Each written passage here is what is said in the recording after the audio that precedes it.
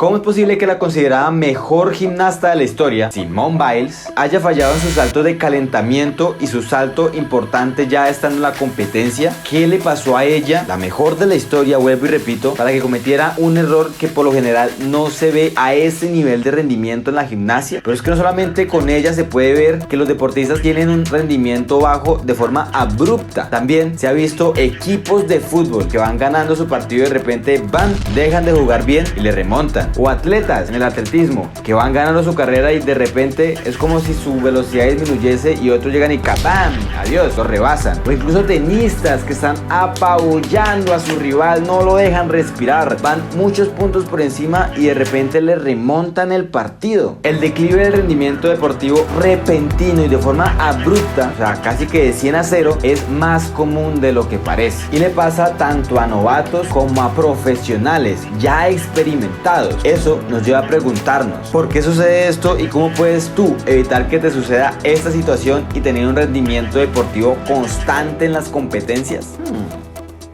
Quédate hasta el final porque no solamente te contaré más adelante cómo es que le sucedió a Simone Biles lo que le sucedió, sino que también te entregaré una de las estrategias que utilizan los más pros para poder rendir al alto rendimiento con una mentalidad chévere. Vamos por el inicio. Empecemos a explorar cómo así que un declive de rendimiento repentino y abrupto de 100 a 0. Y no es una exageración. Esta gráfica evidencia lo que sucede con tu rendimiento. Cae. Una catástrofe, definitivamente. Es que no se le puede llamar de otra forma. Desde psicología se le estudia como la teoría de la catástrofe. Porque ¿qué catástrofe? Es que tu rendimiento deportivo vaya subiendo. Chaca, chaca, chaca, chaca, chaca. Vaya teniendo un buen rendimiento. Vas cogiendo ritmo en el partido y de repente ¡bam! Adiós. Caray. Algo desastroso, bro. Pero antes, para entender lo que te voy a explicar sobre la teoría de la catástrofe, es importante que vayas y veas el video anterior, porque sí, este video pertenece a toda una serie sobre ansiedad en el deporte y en este video explico cómo es que influencia la activación, la energía del cuerpo en nuestro rendimiento. Algo esencial para que puedas entender cómo es que se presenta esta precipitación en la teoría de la catástrofe. Pero para que no lo olvidemos mucho y recordemos lo que sucedió en ese video, está la hipótesis de la U invertida, donde se hipotetiza XD que nuestro rendimiento deportivo se ha influenciado por la activación en forma de U invertida. Es decir, conforme mi activación más sube, mi rendimiento mejora, pero va pasando un momento en el que si me activo mucho, mi rendimiento empieza a bajar de forma paulatina, gradual, relajada, serena, morena. Y a partir de esta hipótesis de la U invertida, los psicólogos pensaban que ya tenían resuelto todo esto de la influencia entre la activación sobre el rendimiento, pero empezaban a notar las situaciones que te describió al inicio. Deportistas que tenían un buen rendimiento estaban rindiendo de buena manera en su competencia y de repente bajaban su nivel de forma estratosférica. Qué palabra tan loca, ¿no? Estratosférica. Ni siquiera sé si está bien dicha. Obviamente, los psicólogos del deporte querían entender por qué demonios sucedía todo esto. ¿Cómo era posible que esta U invertida funcionase en algunas ocasiones donde el deportista en efecto su activación subía y su rendimiento también? Y si se pasaba de lanza pues empezaba a bajar el rendimiento. Pero ¿cómo era? O sea, no lograban dimensionar por qué en otras ocasiones el rendimiento bajaba, caía de forma abrupta. O sea, ¿qué era lo que hacía que esto sucediese? Los psicólogos del deporte definitivamente querían entender por qué. Y acá volvemos a poner a Carlitos y a Juan de ejemplo. ¿Por qué Carlitos en su competencia la influencia de la activación sobre su rendimiento se vio así? Pero a Juan no, a Juan le pasó lo de la catástrofe. ¿Qué le pasó a Juan que no le pasó a Carlitos? ¿Por qué Juan sí le pasó la catástrofe y a Carlitos no? Dios mío. La respuesta estaba en estudiar esta activación corporal en conjunto con la ansiedad cognitiva. Porque claro, entender qué demonios causaba esta catástrofe era fundamental para poder planear cómo prevenirla y entregarle herramientas a los deportistas pues para que ello no fuese un problema muy frecuente. La clave la encontrarían al estudiar la activación en conjunto con la ansiedad cognitiva. ¿Recuerdas que la ansiedad cognitiva? Encontraron que esta U invertida sucedía únicamente cuando el deportista tenía una activación fisiológica, o sea, el cuerpo se energizaba, pero la ansiedad cognitiva se encontraba baja. Es Es decir, la parte de sus pensamientos no lo estaban abrumando ni había expectativas catastróficas respecto a lo que podría suceder en su competencia. Pero cuando la preocupación aumentaba en el deportista y empezaba a tener pensamientos catastróficos y expectativas negativas con relación a su competencia, es decir, su mente estaba vuelta a un caos, aumentar la activación iba a aumentar su rendimiento hasta que en un momento dado iba a suceder la catástrofe. Adiós rendimiento. Para ejemplificar esto, volvamos a nuestra campeona olímpica, a nuestra mejor gimnasta de la historia, Simone Biles.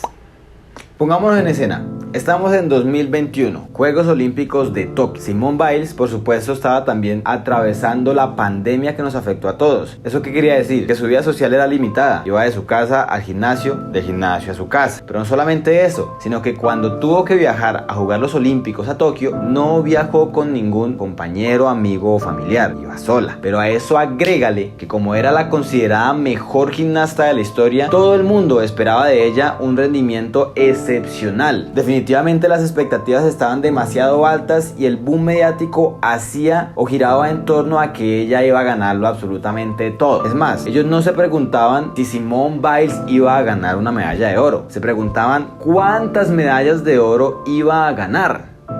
Por supuesto, toda esta presión que cargaba en sus hombros empezó a generar un revuelo en su mente. Ella misma, en el documental que le hicieron en Netflix, admite que antes de llegar a los Olímpicos sabía que algo malo iba a suceder en Tokio. ¿Esto qué quería decir? Que su ansiedad cognitiva posiblemente estaba alta, habían muchos pensamientos, había muchas expectativas sobre lo que podía suceder. Como ella misma admite que creía, presentía que iba a suceder algo malo, pues ya habían expectativas negativas con relación a los resultados que iba a obtener en esos Olímpicos. Con esta ansiedad cognitiva alta y con la activación fisiológica que empezó a subir conforme calentaba para competir y conforme competía, claramente se juntaron los dos ingredientes perfectos para generar lo que la teoría de la catástrofe propone. Y es que cuando los dos se unen, pues su rendimiento cae de forma abrupta. En la competencia de salto, incluso en el salto de calentamiento cometió un error en su caída, y cuando compitió también volvió a cometerlo. A este punto ya reconoció que mentalmente estaba out. Definitivamente, si seguía, no solamente iba a tener un rendimiento negativo, sino que se exponía a lesionarse. Un error en un salto y una mala caída podía jugar en su contra, no solamente en su carrera deportiva, sino incluso en su vida. Esa ansiedad cognitiva alta le ocasionó lo que en gimnasia se denomina como twisties, que es cuando la mente del atleta manda una orden pero el cuerpo hace otra, ocasionando por supuesto que en los saltos pues hubiese un mal rendimiento y no se ejecutara de buena manera los movimientos técnicos. En el caso de Simone Biles, lo que ya hizo fue primero pues retirarse de la competencia y segundo empezar a volver a entrenar de forma gradual. Ella dice que en el primer año después de Tokio fue muy difícil para ella volver a gimnasia. Claro, allí entrenaban las niñas chiquitas y la veían a ella como la más super hiper mega crack, pero ella sentía que no estaba respondiendo a esas expectativas. Además, había una falta de confianza porque existían aún esas expectativas de que en pleno salto volviese a cometer esos errores. Así que fue todo un proceso para poder volver a competir de buena manera. Un proceso con terapeuta y psicólogo del deporte que le permitió, primero, en 2023 volver a entrenar con cierta normalidad. Y segundo, y más impresionante aún, en 2024 llegar a París, a los Olímpicos de París, y llevarse 3 medallas de oro. Se repuso de lo que sucedió en Tokio, respetó su proceso y ganó el oro olímpico 3 veces.